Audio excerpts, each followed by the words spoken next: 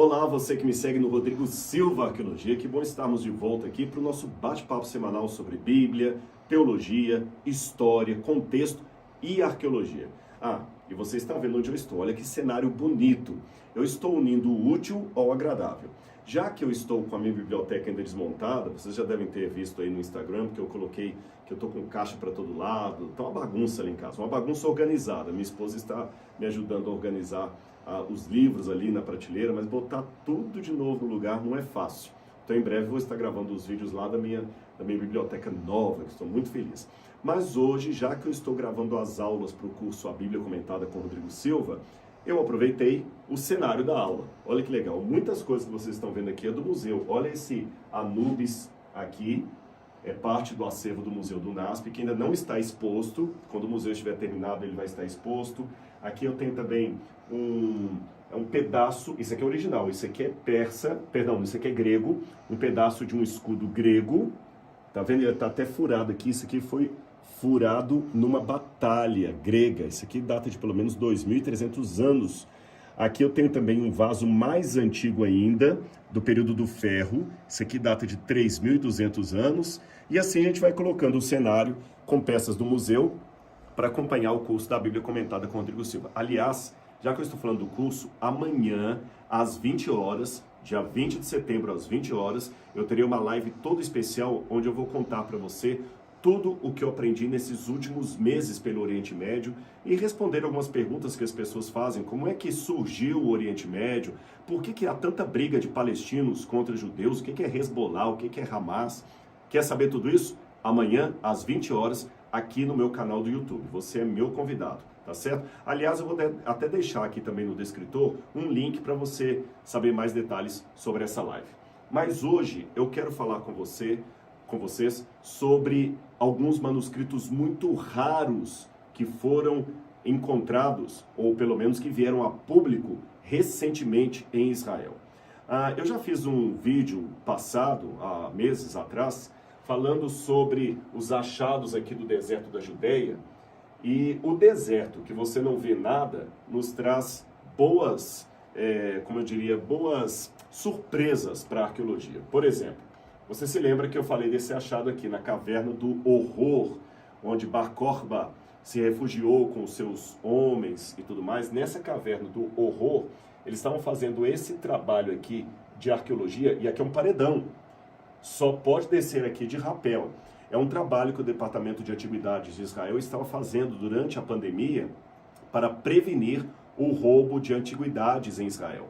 E nesse trabalho, nessa caverna de Bar Kokhba, eles descobriram, eu mostrei na época, alguns fragmentos de manuscritos bíblicos, cópias da Bíblia, do Antigo Testamento, traduzidas para o grego, que datam de quase 2.000 anos. E essas cópias que foram encontradas ali me chamou a atenção na época, porque os dois fragmentos que foram encontrados na época exatamente em que estava anunciando para o mundo mais uma quarentena e todo mundo estava apavorado. E nessa gruta, nessa caverna, que era uma verdadeira fortaleza, um dos manuscritos encontrados trazia um texto de Naum. Naum, capítulo 1, justamente o capítulo 1, versículo 5, que diz assim: os montes tremem diante dele e as colinas se derretem. A terra se levanta diante dele, sim, o mundo e todos os seus moradores. Quem pode suportar a sua indignação?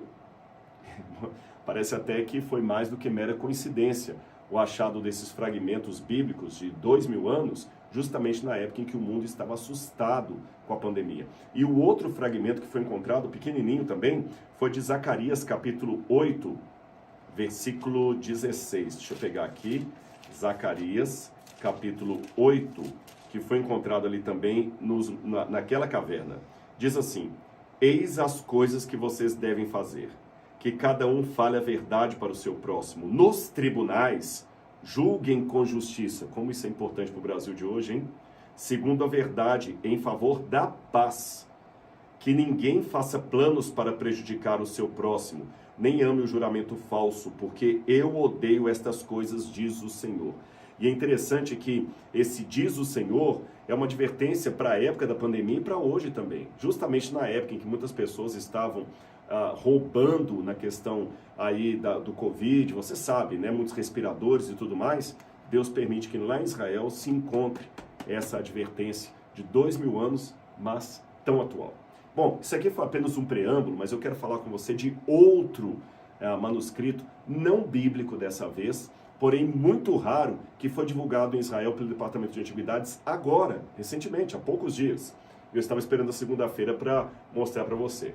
Aqui eu tenho dois representantes do Departamento de Antiguidades de Israel, o Dr. Joy Uziel e o Dr. Eitan Klein. Esses dois são israelenses e eles estão aqui olhando, olha, parece até criança, vendo um álbum de figurinhas, alguma coisa, porque a academia também tem isso, tem emoção. E o que eles estão vendo aqui?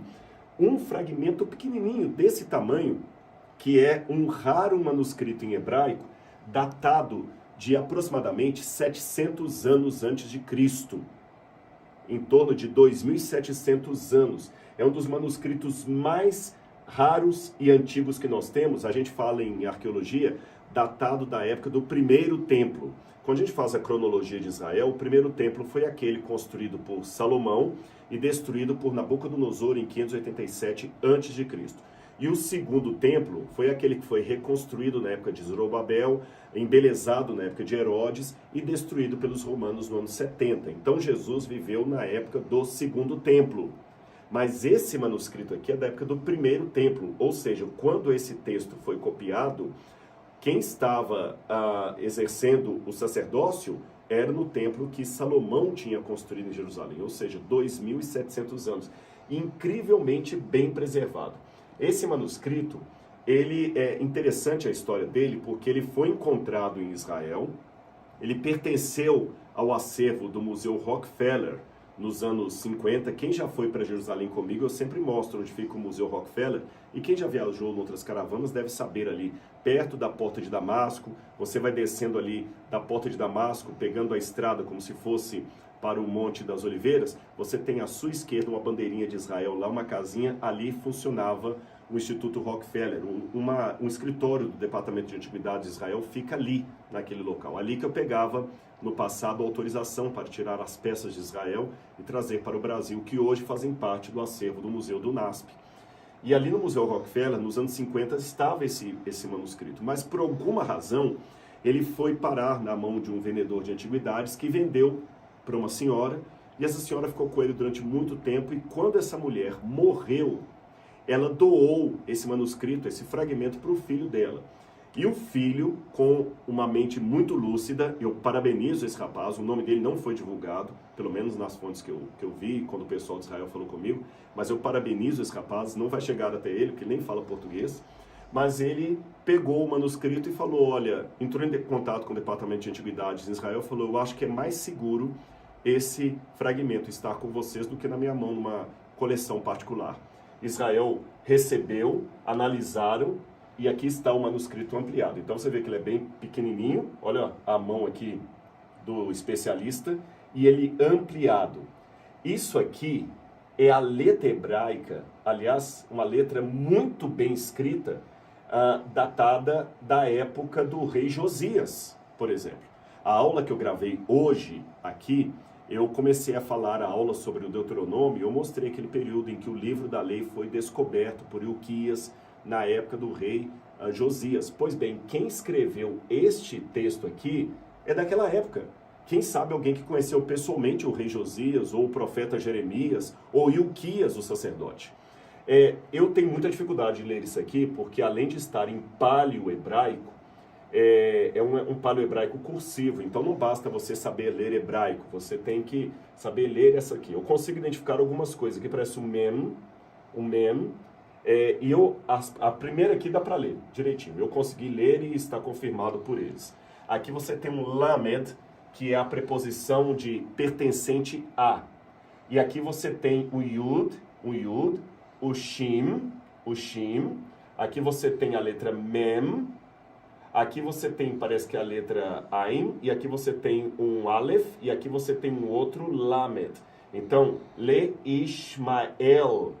Eu até coloquei aqui, eu fiz aqui uma cópia para vocês verem, e aqui dá para ver, eu coloquei aqui como eu li, pelo menos. Eu espero não ter lido errado. Olha, o Lamed, como é que era diferente? Aqui, olha, tá vendo? O Yud, o Shin, o Men, o Ain. O Aleph aqui, que ficou um pouquinho distinto para mim aqui, mas eu entendo que é um Aleph. E aqui um Lamed de novo, o nome Le Ismael, pertencente a Ismael. Aqui em cima eu escrevi com o hebraico quadrático, que é aquele que a gente aprende na faculdade de teologia, Ismael. E para fazer jus ao meu professor Renato Santos, com quem eu estou estudando hebraico, toda semana a gente liga para ficar conversando hebraico moderno e tudo mais. E eu agora já estou escrevendo com o hebraico moderno, cursivo. Então, professor Renato, olha, fiz também aqui com o hebraico moderno, tá bom? Com as letras modernas, para não perder o hábito, tá bom? Le Ismael. Agora, o resto está difícil de ler. Alguns links, aqui está escrito pertencente a Ismael, com ordens, ou encarregado, ou enviado para. E aqui as letras ainda estão difíceis de serem lidas, mesmo pelos especialistas.